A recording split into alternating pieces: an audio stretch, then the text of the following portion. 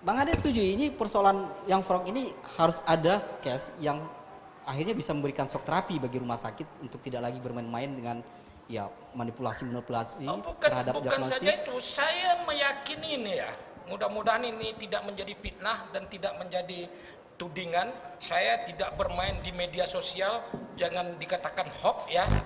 Saya meyakini kenapa pihak SPH tidak berani membuka ini kepada publik.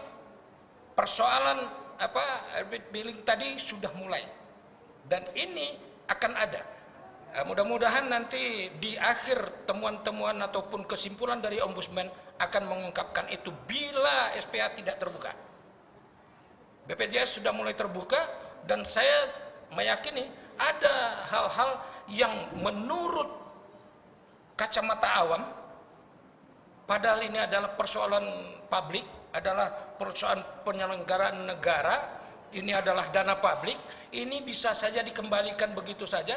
Saya tidak yakin itu, apalagi kalau ini sudah terendus oleh pihak penegak hukum. Ini bermuatan sekali nih. Baik, iya. Pandangan Bung Firdaus bagaimana ini terkait fraud, karena fraud ini yang sebenarnya menjadi persoalan yang merugikan keuangan negara, merugikan pasien. Ya, kalau administrasi itu bisalah kita abaikan karena ini persoalan administrasi. Ini fraud yang perlu harus masyarakat tahu sehingga mereka bisa paham dengan sadar dengan informasi itu. Mereka sudah dicurangi, mereka sudah artinya tidak ada keseimbangan informasi yang diberikan oleh pihak penyedia layanan kesehatan atau provider. Apa yang harus mereka lakukan gitu? Sebagai pencerdasan kepada pasien atau masyarakat? Ya kalau masyarakat tahu apa soal ini sebenarnya, ya kan? Tidak tahu sebenarnya. Iya, nggak nampak, nggak bisa dilihat kacamata awam. Sebagus sama dengan hal, sebagus apapun rumah sakit. Artinya masyarakat seharusnya tahu, karena di dalam persoalan BPJS ini kadang-kadang ada disebut istilahnya ada surplus discharge ya, yang sebenarnya memberikan pelayanan di luar kebutuhan pasien. Ya. Pasien tidak butuh itu tapi diberikan. Pasien yang seharusnya tidak boleh pulang disuruh pulang dulu, nanti rawat inap lagi. Ini kan mereka harus tahu sebenarnya. Apakah sudah ada budaya itu, budaya opinion, second opinion dari dokter, sehingga kita masyarakat sudah harus ada pemberian informasi yang seimbang sehingga mereka tidak lagi ya. Ini persoalan edukasi ke masyarakat yang kurang. Ya dalam Permenkes nomor 36 2015 kan sudah dijelaskan tentang fraud itu. Ya, klaim yang berlebihan dan segala macam itu. Tapi budaya di masyarakat kan ada sekarang. Kalau pakai BPJS ini cepat sekali disuruh pulang. Enak kan lah pakai umum. Padahal lama-lama di rumah sakit itu kan tidak boleh. Banyak kumannya. Ya. Jadi kalau lama di rumah sakit yang untung siapa? Rumah sakit. Pasien untung apa? Coba. Berapa hari di rumah sakit, misalnya kayak DBD 6 hari bisa disembuhkan, itu kan sudah melalui kajian medis. Nah, tetapi kan kesehatan ini tampil eksklusif, tidak sampai ke masyarakat. Akibatnya jarak intelektual dengan masyarakat itu makin jauh. Masyarakat harus dapat ini. Tadi Bapak dari Dinas Kesehatan bilang, ini persoalan etika kalau dibuka. Saya bingung etika seperti apa soal informasi publik ini, ya. Jadi, tapi kalau memang menahan gejolak, misalnya oke lah, ya. Kalau ini dibuka, ya mungkin BPJS takut juga. Orang ini kan kuat-kuat katanya. Sebenarnya informasi yang tidak boleh dibuka kan itu adalah rahasia negara, Ya, rahasia dalam pasien. penyelidikan kriminal, Rahasia pasien, rahasia misalnya kan pasien, pasien- ya. pasien tak boleh Kalau ini kan dibuka. bukan rahasia yang harus disembunyikan gitu, informasi yang harus Ya tentu disembunyikan. Dinas Kesehatan yang bisa menjawabnya, Bapak Dinas Kesehatan yang bisa menjawabnya etika seperti apa. Tapi kalau memang itu misalnya ada dugaan fraud di sana, umpamanya seperti ini, BPJS ditagih, asuransi lain juga ditagih, kemudian salah satu dananya harus dikembalikan. Ya, saya sepakat seperti apa yang dikatakan Bang Muhammad David Tita itu, ya. Ini sudah masalah tipikor. Nah, ya KPK kan sudah mulai mulai ini seperti ini. Nah, sekarang sudah eranya. Era BPJS itu yang saya katakan tadi, bahwa 1 Januari 2014 itu adalah reformasi kesehatan di Indonesia. Nah, hari ini ya medis itu harus terbuka. Kesehatan itu tidak bisa dieksklusifkan lagi, Pak. Ya kenapa? Orang sepintar apapun kalau tidak sehat mau gimana? Salah satu tujuan kesehatan itu mensejahterakan masyarakat, mengangkat derajat orang.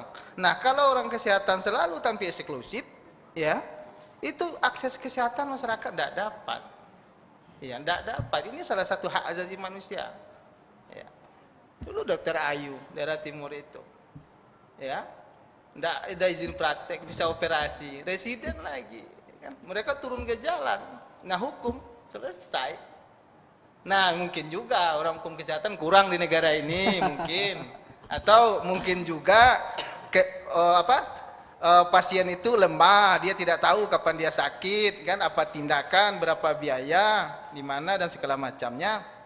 Nah, petugas kesehatan yang tahu, orang kesehatan yang tahu, medis yang tahu. Nah, kalau ketemu dengan mental orang medis yang tidak bagus, bagaimana nasib pasien? Ini yang harus diselamatkan. Saya ini kan juga keluarga pasien. Suatu ketika pernah saya berobat, istri saya ada masalah, kemudian operasi laparoskopi. Ini rumah sakit swasta, 2 rumah sakit swasta yang jadi saya sampel. Ya, saya kan junior abang kan. Nah, kalau jurnalis itu kan tidak boleh melewati peristiwa, harus dijalani dulu peristiwanya. Ya, kalau kita langsung move gitu, hilang kan begitu. Nah, saya tanya, laparoskopi, kata dokternya, laparoskopi tidak ditanggung BPJS. Ini masalah kecantikan. Tidak ditanggung BPJS. Oh iya Pak, tolonglah saya Pak, duitnya berapa? Isi kata 20 jutaan, 30 jutaan. Oh mahal sekali, saya nggak punya duit Pak. Saya mau baru dosen, duitnya berapa gitu. Tapi nanti saya bantulah, rujuk saja ke M Jamil. Ya, dalam pikiran saya kalau M Jamil kan bayarnya besar dari BPJS kan, tidak rugi-rugi kali. Nah, orang-orang seperti ini. Dan kemudian saya langsung ambil itu. Oh, saya udah ke M Jamil saja. Nah, kemudian pasien berikutnya dengan dokter yang sama nangis keluar kan. Kenapa kan nangis? Iya, saya penyakit yang sama, kata dokter, enggak harus laparoskopi, duitnya segitu. Saya bilang, saya terangkan. Nah, kembali saja ke dokter itu. Tapi jangan bilang seperti ini. Ibu susah jawabnya, bilang saja, minta kerujukan yang paling tinggi, dia bilang. Kemudian saya pindah ke rumah sakit swasta lain. Saya coba saja. Saya tanya di sana, Bu, laparoskopi di sini terima nggak BPJS? Ya, oh enggak. Saya bilang, saya bisikan, orang administrasi ini, bukan dokternya lagi. Tidak terima atau bagaimana? Gue bilang. Kata dia, ya, enggak kuat Pak. Alat kami canggih, duitnya sedikit dikasih BPJS gitu. Nah ini hal seperti ini, yang nakal-nakal beginian. Nah harus diselesaikan. Nah saya bersyukur kalau memang ada dugaan yang itu, lalu BPJS menjatuhkan sanksi seperti itu. Ini BPJS sudah berani ini. Ini harusnya dilakukan. Seharusnya lebih berani lagi, bisa seperti Ya, saran Bang lagi. Ade, bisa kita pikir karena sudah keuangan negara ya. Ya enggak itu saja, dia pergi juga ke perusahaan-perusahaan itu tenaga kerja segala macam sudah BPJS atau belum gitu kan. Nah, itu bisa itu. Kan BPJS ya mau BPJS kesehatan mau tenaga kerja itu kan diberi wewenang lebih luas oleh undang-undang itu. Baca undang-undang nomor 24 tahun 2011 itu. Ya kalau pasien ini nggak kuat, peserta BPJS nggak takut udah lapor, BPJS kan bisa melakukan itu. Kenapa itu tidak dilakukan? Nah pasien sekarang lemah, ya kan? Nggak tahu apa-apa. Kemudian ya duitnya juga kurang soal ini. Ya sudah bingung ketika dia sakit itu stresnya tinggi.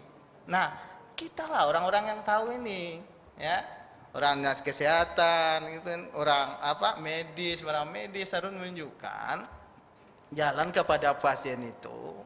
Kita kembalilah, tarik lagi kembali ke belakang. Kikatnya kesehatan itu seperti apa? Kesehatan itu idealnya tidak komersil, tetapi walaupun dia berhak menerima jasa atas jasa yang diberikan, menerima upah atas jasa yang diberikannya itu. Nah kalau profit, ya kalau untung yang dicari, ini persoalan kemanusiaan. Tapi jangan lupa bahwa banyak kok dokter yang kemanusiaannya yang luar biasa. Saya menyaksikan itu. Sebelum BPJS ada seorang dokter beda, ya, membayar. Ada pasien nggak mampu, punya utang 40 juta di rumah sakit. Dokter itu yang bayarin. Ini yang luar biasa. Ini dua manusia ini tetap ada. Tetapi yang ini mental seperti ini kok lolos gitu. Bisa jadi dokter, sayang kan. Nah. Tapi apapun profesi ya seperti Ya, itu. dari pengamatan Bung Firdaus, ya ini salah satu yang menyebabkan potensi fraud itu karena sehari-hari banyak yang beredar juga karena ada target income provider begitu ya. Ya provider dalam hal ini dokter, dia sekaligus advisor dan juga penyedia layanan kesehatan. Dua-duanya dia gitu ya. Itulah salah satu yang ya kan informasi yang beredar itu yang menyebabkan potensi tadi. Inilah akibatnya kalau kesehatan dijadikan bisnis seperti ini. Ya sekalipun saya tahu abang ini istrinya orang medis juga, keuntungannya luar biasa. Kan? Iya, itu M Jamil itu pendapatannya kan lebih besar daripada Kota Solo, DPBD Kota Solo per tahunnya. Nah, sebenarnya. Tapi ya bukan seperti itu. Tujuannya apa? Politik hukumnya nggak duduk jadinya, ya kan bang? Ya tujuan kesehatan itu apa sebenarnya? Ini dengan adanya BPJS sudah dihitung itu. Pasien selamat, ya rumah sakit untung, dokter juga untung. Apalagi mau dicari? Ya tapi kalau memang dulu ya betul bang. Ya, GM-nya dulu besar, desa mediknya dulu mau besar 100 juta sampai sekian itu banyaknya. Sekarang kan sudah dihitung lagi, sudah diatur. Mungkin sudah dapat duit banyak. Ya sekarang ya sudah dikontrol, nggak enak kan? Nah, sudah terlanjur beli mesin cuci yang lebih canggih mungkin mobil itu. Ya tapi tidak boleh. Mental-mental seperti ini memang nggak harus. Kesehatan itu tidak jadi karena eksklusif lagi. Kalau tidak masyarakat tidak sehat itu. Kapan majunya negara ini kalau seperti itu? Itu hitung-hitungan lah. Baik, ini karena sudah bicara komersil eksklusif, ini kan anggotanya Pak Muzakir ini, Iya. pengusaha. Ya, kalau dari informasi Pak Muzakir, motif-motif dalam membangun rumah sakit atau ya soal fasilitas kesehatan, sebenarnya dari rekan-rekan pengusaha, khususnya Apindo bagaimana nih? Dari Ya makanya harus jelas nih, rumah sakit itu cari duit atau kesehatan kan? dekatkan itu. Ya itu saja kan, harus jelas misinya apa sebetulnya. Tadi saya kan sudah bercerita dengan BPJS ada, saya pikir rumah sakit kurang, ternyata tambah banyak. Ini berarti untungnya banyak rumah sakit ini kan. Makanya sekarang ada rumah sakit yang besar yang ingin mengambil rumah sakit kecil kan. Berarti bagus dong untungnya kan. Makanya yang begini harus jelas. Apakah misinya cari untung besar atau misinya memang untuk membantu kesehatan masyarakat. Ini juga kalau pengusaha ya jelas cari untung besar. Pengusaha ya. Kalau kesehatan tentu tidak. Nah, ini bagaimana ini? Pengusaha rumah sakit ini misinya apa ini? Cari untung besar apa ngobatin orang? Ini kan abu-abu ini kan nggak jelas juga. Nah, ini rumah Khusus sakit, untuk anggota Pak Muzakir di Apindo Sumbar, bagi anggota Pak Muzakir yang ingin membangun rumah sakit, ya walaupun punya usaha-usaha yang lain, itu biasanya di dalam internal Apindo bagaimana? Untuk memberikan ya supaya ada tidak ada unsur idealismenya di situ. enggak sampai ke situ kita. Karena Apindo juga enggak sampai ke situ kan. Yang penting mereka sebetulnya kami lebih banyak ke ketenagakerjaannya. Lebih investasi dengan tenaga kerjaan. Kalau misinya ya urusan sendiri-sendiri lah begitu kan. Enggak boleh pula kami ikut campur itu kan. Maunya apa. Jadi enggak mungkin. Tapi kembali tadi saya sampaikan bahwasanya kalau ditanya ranking rumah sakit ada bagusnya ada jeleknya juga. Ada juga rumah sakit yang bagus menurut saya karena saya kesana sering. Tapi setelah saya tanya, nah ini rumah sakit yang suka memelihara pasien. Nah, ada pula yang rumah sakit yang suka memelihara pasien. Ada istilah memelihara pasien. Ada istilah itu saya kaget juga. Kok bisa ya sebenarnya pasien? Iya, saya tanya ini ada orang yang fisioterapinya 44 kali. Kok bisa ya 44 kali? Saya aja 8 kali udah bosan saya bilang kan. Ini 44 kali nggak sembuh-sembuh.